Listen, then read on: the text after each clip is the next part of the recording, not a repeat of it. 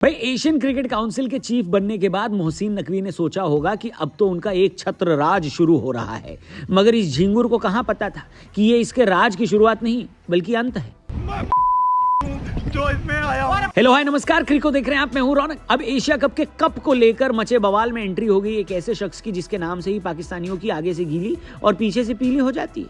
ये शख्स इनसे कहता है, क्या कहता है? निकल, पहली फुर्सत में निकल। दरअसल एशिया कप को लेकर मचे बवाल को संभालने और निपटाने के लिए बीसीसीआई ने आईसीसी से रिक्वेस्ट की है और अब इसमें इन्वॉल्व हो गए हैं खुद हमारे मोटा भाई यानी जय शाह। यानी पाकिस्तानी अब तुम्हारी खैर नहीं। अब क्या करेंगे मोटा भाई, कैसे मोहसिन नकवी ये खींचने वाले हैं वो कान, इस वीडियो में वही बात करेंगे। मगर ऐसा नहीं है कि सिर्फ बीसीसीआई या भारत से नकवी को गाली पड़ रही है। इस टाइम पूरी दुनिया नकवी और पापियों की हरकत पर उन्हें गरिया रही है और तो और खुद पाकिस्तान की पब्लिक भी नकवी के पीछे नहा धोकर पड़ गई है, जैसे कि शाहिद अफरीदी। जी हाँ, अफरीदी ने नकवी से अपनी दो जिम्मेदारियों में से एक को छोड़ने की सलाह दी है। दरअसल नकवी मौजूदा टाइम में पीसीबी के चेयरमैन होने के साथ साथ पाकिस्तान के गृह मंत्री भी हैं और इसीलिए अफरीदी का मानना है कि पाकिस्तान क्रिकेट को पूरा ध्यान और समय चाहिए, जो नकवी एक साथ दोनों पदों पर रहते हुए नहीं कर सकते। पाकिस्तानी मीडिया से बात करते हुए डकरीदी ने साफ कहा है कि पीसीबी का काम गृह मंत्रालय के काम से बिल्कुल अलग है और दोनों ही पोजीशन बहुत ज्यादा टाइम मांगते हैं। उन्होंने नकवी को जल्द से जल्द इस संबंध में एक बड़ा फैसला लेने की सलाह दी है। अफरीदी ने नकवी की क्रिकेट समझ पर भी सवाल उठाया है और कहा है कि नकवी खुद कहते हैं कि उन्हें क्रिकेट के बारे में ज्यादा जानकारी नहीं है, वो सिर्फ सलाहकारों पर निर्भर नहीं रह सकते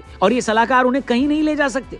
जीवन में पहली बार शाहिद अफरीदी की किसी बात से मैं अग्री करता हूं और मेरे ख्याल से आप भी कर ही रहे होंगे अग्री। हेलो दोस्तों, अब नकवी का क्या होगा ये जानने में हम उतने इंटरेस्टेड नहीं है, मगर हाँ ये जानने में हम ज्यादा रुचि रखते हैं कि एशिया कप की ट्रॉफी लाने के लिए बीसीसीआई या आईसीसी नकवी के साथ क्या क्या कर सकता है। तो यही पता करेंगे इस वीडियो में। इस वीडियो को लाइक करो और चैनल को सब्सक्राइब करो और आगे बढ़ो। तो वही सवाल उठता है कि क्या बीसीसीआई नकवी को एसीसी के प्रेसिडेंट वाली कुर्सी से हिला सकता है?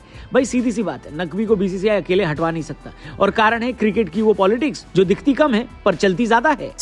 एसीसी यानी एशियन क्रिकेट काउंसिल एक इंडिपेंडेंट बॉडी है जो आईसीसी के अंदर आती है और इसके अंदर 30 एशियन कंट्रीज हैं। India, Pakistan, Sri Lanka, Bangladesh, UAE, Malaysia, Indonesia और इन सब का एक एक वोट होता है। अब चोर नकवी अप्रैल 2025 में अगले 2 साल के लिए एसीसी का प्रेसिडेंट बना, यानी 2027 तक इनका राज चलेगा अगर कोई कांड न हुआ तो। और सच तो ये है कि कांड तो हो चुका है। अब बीसीसीआई भले ही एसीसी को सबसे ज्यादा पैसा देता है लेकिन वोट इनका भी सिर्फ एक ही है। बाकी पाकिस्तान, बांग्लादेश, श्रीलंका जैसे दोस्त मिलकर काउंटर ब्लॉक बना लेते हैं और वहीं बीसीसीआई का गेम बिगड़ जाता है। अब जानते हैं इसमें नियम क्या कहते हैं। दरअसल आईसीसी खुद भी एसीसी के इंटरनल मामलों में डायरेक्ट दखल नहीं देता। नकवी को हटाने के लिए या तो एसीसी के अंदर कोई बड़ा नो कॉन्फिडेंस मोशन पास हो या फिर इलेक्शन में नया कैंडिडेट आ जाए और उसके लिए चाहिए 2/3 बहुमत, जो फिलहाल मुमकिन नहीं है। अरे देवा, ये गड़बड़ है बाबा।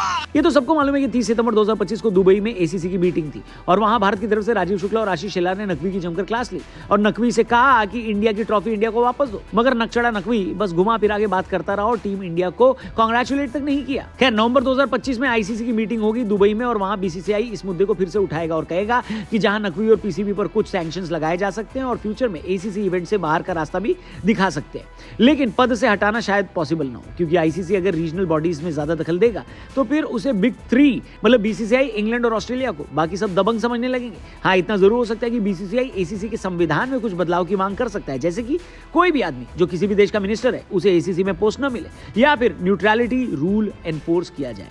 लेकिन अगर बीसीसीआई अभी कोई बड़ा कदम उठाएगा तो पूरा एशिया डिवाइड हो सकता है, इंडिया बनाम रेस्ट ऑफ एशिया वाला माहौल बन सकता है।